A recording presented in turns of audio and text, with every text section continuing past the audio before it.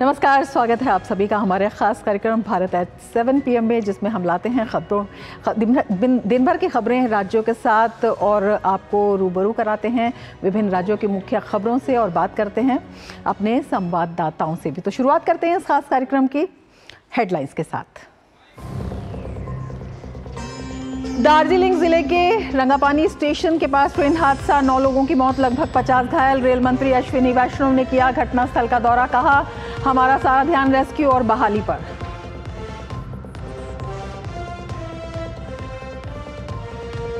मणिपुर में सुरक्षा स्थिति की समीक्षा के लिए केंद्रीय गृह मंत्री अमित शाह की अध्यक्षता में उच्च स्तरीय बैठक। केंद्र, राज्य सरकार, सेना और अन्य सुरक्षा बलों के वरिष्ठ अधिकारी भी बैठक में हुए शामिल।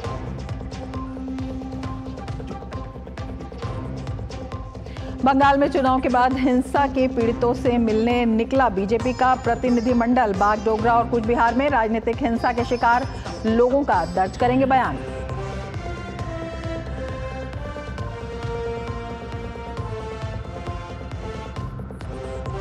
पानी की चोरी रोकने के लिए दिल्ली पुलिस का पाइपलाइन पर पहरा। वहीं बीजेपी ने केजरीवाल सरकार के खिलाफ तेज किया विरोध प्रदर्शन। कर्नाटक में भी पेट्रोल डीजल की बढ़ी कीमतों के खिलाफ बीजेपी का हल्ला बोल।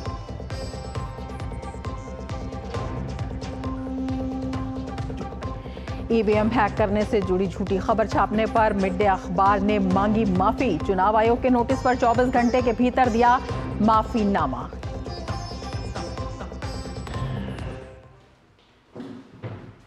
और अब दिखाते हैं समाचारों को विस्तार से। दार्जिलिंग में रंगापानी इलाके में आज सुबह रेल दुर्घटना हुई। कंचनजंगा एक्सप्रेस को मालगाड़ी ने टक्कर मार दी, जिसमें गार्ड कोच, पार्सल के 2 कोच और जनरल कोच भी क्षतिग्रस्त हो गए। अभी तक 8 लोगों के मरने की खबर है। मरने वालों में 3 रेलकर्मी हैं, जबकि 5 यात्रियों की भी मरने की दुखद खबर है। मौके पर बचाव और राहत कार्य के लिए एनडीआरएफ, सुरक्षाकर्मी और चिकित्सा सहायता युद्ध स्तर पर किया गया और सफलतापूर्वक बचाव कार्य पूरा कर लिया गया। दुर्घटना की वजह से 19 ट्रेनें रद्द की गई। वहीं अब रेल लाइन को बहाल करने का काम जारी है।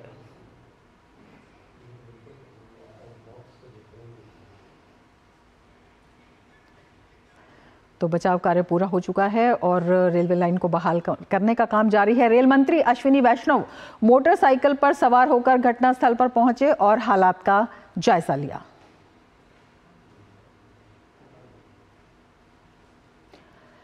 दुर्घटना स्थल का दौरा करते हुए रेल मंत्री ने कहा कि घायलों को जल्द से जल्द ठीक करने के लिए सभी प्रयास किए जाएंगे और घटना की जांच भी की जाएगी।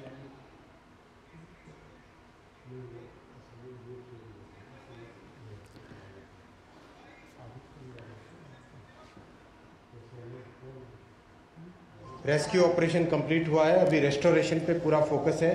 ये मेन लाइन है, ये पॉलिटिक्स का समय नहीं है। अभी सारा फोकस होना चाहिए रेस्क्यू और रेस्टोरेशन पे। पैसेंजर सेफ्टी के लिए बहुत बड़ा फोकस है, कंप्लीट फोकस है, जैसा आप स्वयं जानते भी हैं। मैं इसके बारे में बाद में डिटेल में चर्चा करूंगा। अभी मैं जरा पहले रेस्क्यू और रेस्टोरेशन ऑपरेशन का पूरा जायजा ले लूं और उसके बाद में पेशेंट से मिलने।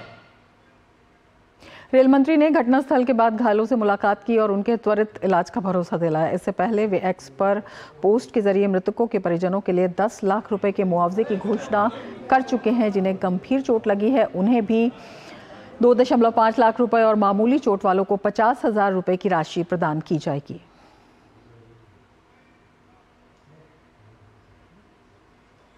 पश्चिम बंगाल के रंगापानी स्टेशन के पास हुए रेल हादसे पर प्रधानमंत्री नरेंद्र मोदी ने शोक जताया। प्रधानमंत्री कार्यालय की ओर से घोषणा की गई कि पश्चिम बंगाल में रेल दुर्घटना में मारे गए प्रत्येक व्यक्ति के परिजनों को प्रधानमंत्री राष्ट्रीय राहत कोष से 2 लाख रुपए की अनुग्रह राशि दी जाएगी। घायलों को 50,000 रुपए दिए जाएंगे।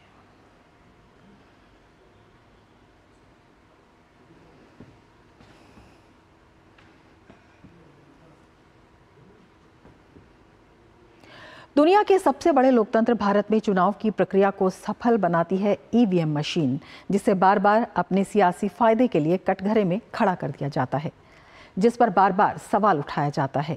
ईवीएम पर झूठी रिपोर्ट छापने के लिए मिड डे अखबार ने चुनाव आयोग से माफी मांगी है। महाराष्ट्र से शुरू हुआ ये मामला आखिर क्या है और क्या ईवीएम को हैक किया जा सकता है, जानते हैं इस रिपोर्ट के जरिए। लोकसभा चुनावों के नतीजे घोषित होने के बाद विपक्ष अपनी सीटों पर खुशी मना रहा था। तब विपक्ष ने ईवीएम को लेकर कोई सवाल नहीं उठाया, लेकिन मुंबई उत्तर पश्चिम लोकसभा सीट से शिवसेना शिंदे गुट के नवनिर्वाचित सांसद रविंद्र वायकर के चुनावी नतीजों को लेकर विपक्षी दलों ने ईवीएम को कटघरे में खड़ा करने की कोशिश की। इस मामले में पूर्व केंद्रीय मंत्री और भाजपा नेता राजीव चंद्रशेखर ने ईवीएम को लेकर उठाए जा रहे सवालों को सिरे से खारिज किया। उन्होंने कहा कि भारत में हर स्तर पर ईवीएम बेहद सुरक्षित और किसी भी अन्य नेटवर्क या मीडिया से अलग है। The EVM in India is a very secure machine because A, it is completely isolated from any connectivity. B, the individual machine in hundreds and thousands of numbers are kept under strict physical security. EVM पर आरोपों के बाद मुंबई सब urban क्षेत्र की returning officer ने स्पष्ट किया, ईवीएम पूरी तरह से सुरक्षित है। ईवीएम के लिए कोई अनलॉकिंग के लिए ओटीपी नहीं आता है। ईवीएम ये एक स्टैंड अलोन डिवाइस है, उसमें कोई वायर्ड और वायरलेस कम्युनिकेशन का कोई प्रोविजन है ही नहीं। तो जो न्यूज है वो गलत न्यूज है और किसी भी आधारहीन न्यूज है। इलेक्ट्रॉनिक वोटिंग मशीन को हैक करने से जुड़ा लेख प्रकाशित करने के मामले में मिड डे अखबार ने आज चुनाव आयोग से माफी मांगी। वहीं चुनाव आयोग की ओर से अखबार को नोटिस थमाते हुए पूछा गया था कि क्यों न उसके खिलाफ आपराधिक कार्रवाई की जाए। आयोग ने इस मामले में अखबारों से 24 घंटे के भीतर जवाब मांगा था, जिसके बाद आज मिड डे ने अपने अखबार में ईवीएम पर छपी रिपोर्ट को झूठा बताया और इस गलती के लिए खेद जताया। इस पूरे मामले की बात करें तो मुंबई उत्तर पश्चिम लोकसभा सीट से रविंद्र वायकर ने शिवसेना उद्धव ठाकरे गुट और महाविकास अघाड़ी के उम्मीदवार अमोल कीर्तिकर को महज 48 वोटों से हराया था। इस सीट पर पहले कीर्तिकर को 1 वोट से विजयी घोषित किया गया था, लेकिन रीकाउंटिंग करने पर वायकर 48 वोट से जीत गए। उसके बाद ईवीएम पर इस प्रकार के आरोप लगाए गए। इस बीच शिंदे गुट के नेता संजय निरुपम ने कहा कि हार पचा नहीं पा रहे हैं अमोल कीर्तिकर। उत्तर पश्चिम मुंबई लोकसभा क्षेत्र के जो हारे हुए उम्मीदवार हैं श्री कीर्तिकर जी, वो 4 जून के बाद से ही अपनी हार पचा नहीं पा रहे हैं और लगातार वो जीते हुए उम्मीदवार रविंद्र वायकर के खिलाफ दुष्प्रचार में लगे हुए हैं। सुप्रीम कोर्ट के आदेश में साफ साफ लिखा हुआ है कि ईवीएम मशीन को मोबाइल से हैक नहीं किया जा सकता, मोबाइल से ऑपरेट नहीं किया जा सकता। राज्यसभा सांसद कपिल सिब्बल ने ईवीएम और चुनाव आयोग पर सवाल उठाए हैं। जिस तरह से इलेक्शन कमीशन का रवैया रहा है पिछले 2014 के बाद, उसके बारे में सभी विपक्षी दलों को गंभीरता से सोचना चाहिए कि क्या संवैधानिक संस्थाएं इस रवैये को अपनाकर क्या हमारे देश में फेयर एंड फ्री इलेक्शन हो सकता है। आज ईवीएम पर सवाल उठाने वाले सिब्बल कानून मंत्री के तौर पर संसद में प्रश्नकाल के दौरान ईवीएम का बचाव कर चुके हैं। बात करें 23 अगस्त 2013 की, तो उस समय संसद में प्रश्नकाल के दौरान सांसद बीरेंद्र प्रसाद बैश्य ने ईवीएम से छेड़छाड़ को लेकर एक सवाल पूछा था, जिसका जवाब देते हुए तत्कालीन कानून मंत्री कपिल सिब्बल ने संसद में कहा था कि ये कहना गलत है कि ज्यादातर विकसित देशों ने ईवीएम का इस्तेमाल करना छोड़ दिया है।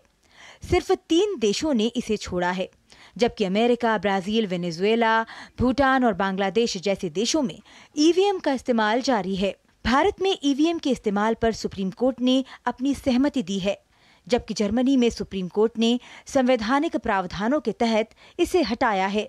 भारतीय ईवीएम तकनीकी तौर पर जर्मनी के ईवीएम से अलग है। भारतीय चुनाव आयोग ने वीवीपैट व्यवस्था विकसित कर ली है और 10 मई 2013 को सर्वदलीय बैठक में इसकी 2 बार जांच भी कर ली गई है। तत्कालीन कानून मंत्री कपिल सिब्बल ने अपने जवाब में कहा कि चुनाव आयोग पूरी तरह आश्वस्त है कि वीवीपैट के बगैर भी ईवीएम में कोई छेड़छाड़ नहीं हो सकती है। कांग्रेस और अन्य प्रतिपक्ष के नेताओं द्वारा उठाए जा रहे सवालों पर भाजपा नेता रविशंकर प्रसाद ने कहा कि ईवीएम के आने से बैलेट की छीना झपटी वाले युग का अंत हो चुका है।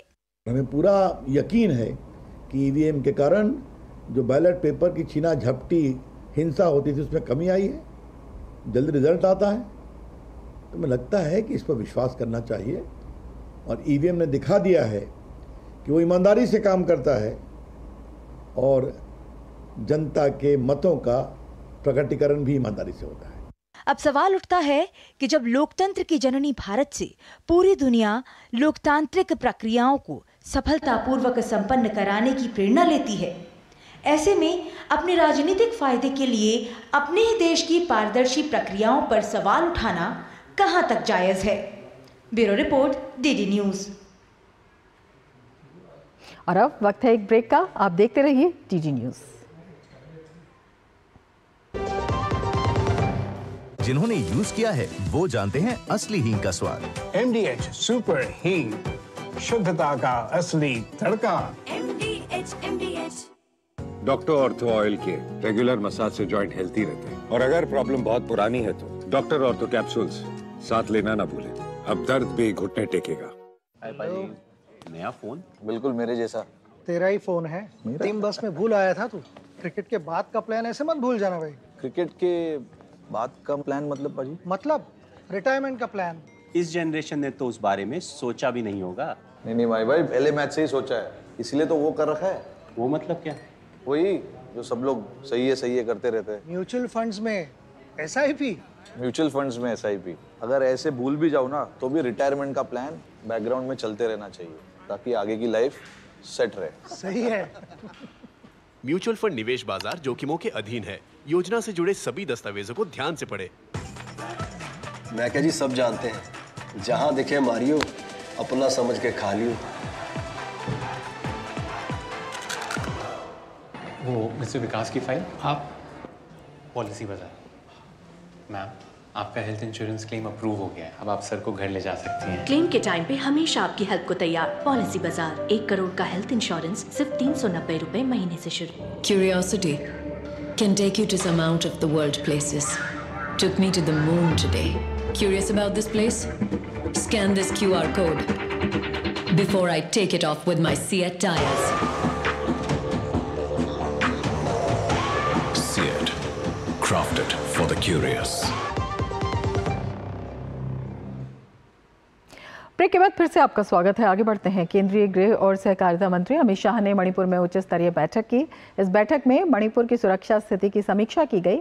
केंद्रीय गृह मंत्री अमित शाह की अध्यक्षता में इस बैठक में गृह सचिव अजय कुमार भल्ला और IB के निदेशक के अलावा केंद्र और राज्य सरकार के वरिष्ठ अधिकारी भी शामिल हुए। मणिपुर के मुख्य सचिव और DGP सहित सेना प्रमुख और अन्य सुरक्षा बलों के प्रतिनिधि भी बैठक में शामिल हुए। और सिक्किम में मंगन के लाचुंग में फंसे 64 पर्यटकों को सकुशल निकाल लिया गया है। इन पर्यटकों को हवाई मार्ग से निकालने की प्रारंभिक योजना खराब मौसम के कारण सफल नहीं हो पाई थी। इसके बाद सोमवार सुबह फिर से रेस्क्यू ऑपरेशन शुरू किया गया। हालांकि मौसम ने फिर साथ नहीं दिया, लेकिन प्रतिकूल हालात में भी बचाव दल ने सफलतापूर्वक अभियान को पूरा किया। पहले बैच में 9 पर्यटकों को निकाला गया। इसके बाद शाम 6 बजे के आसपास दूसरे बैच में 55 पर्यटकों को सुरक्षित निकाला गया। इस दौरान जिला मजिस्ट्रेट हेम कुमार चित्री के नेतृत्व में जिला प्रशासन, पुलिस विभाग, वन विभाग, DRO, NDRF, SDRF, स्थानीय पंचायतें और स्वयंसेवकों ने बचाव अभियान को अंजाम दिया। पर्यटकों को टूंग और नागा के रास्ते लाया गया।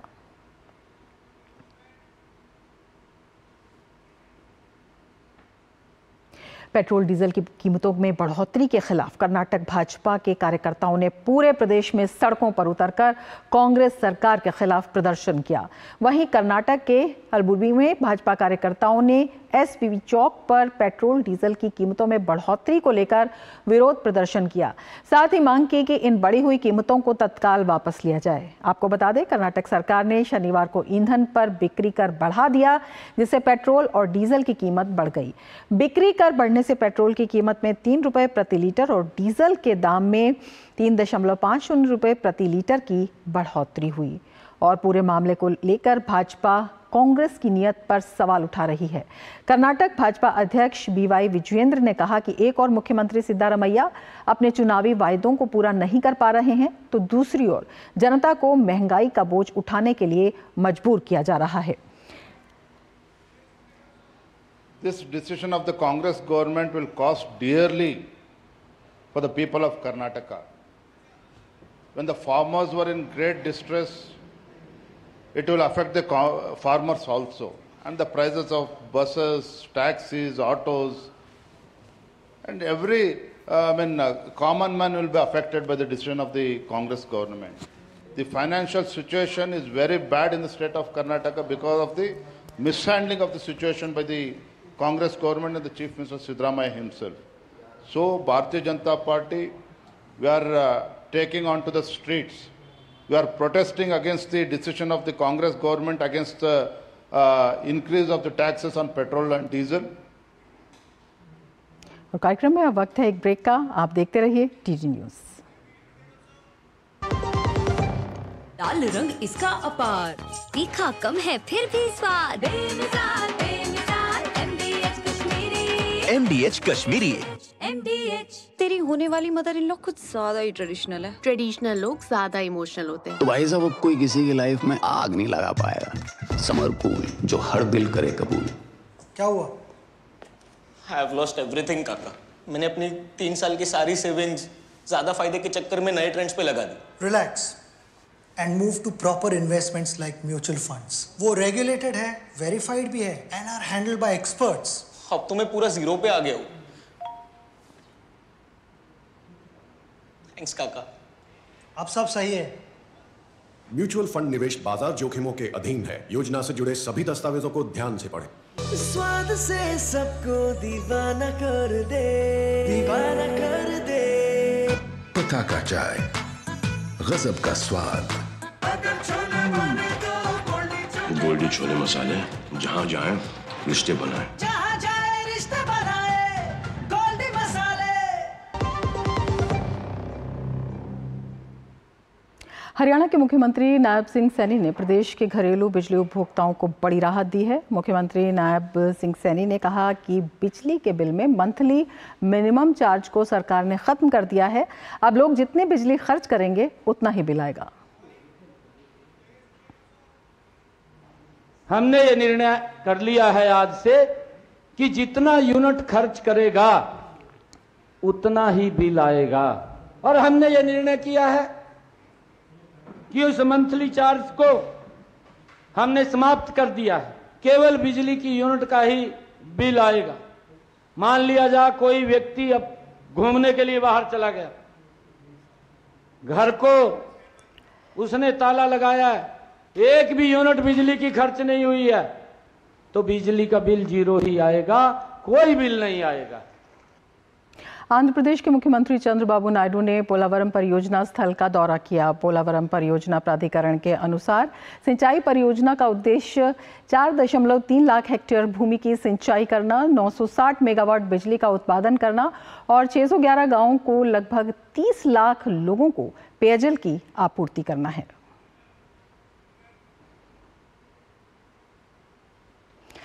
तो हमारे इस खास कार्यक्रम में फिलहाल इतना ही। दीजिए इजाजत। नमस्कार।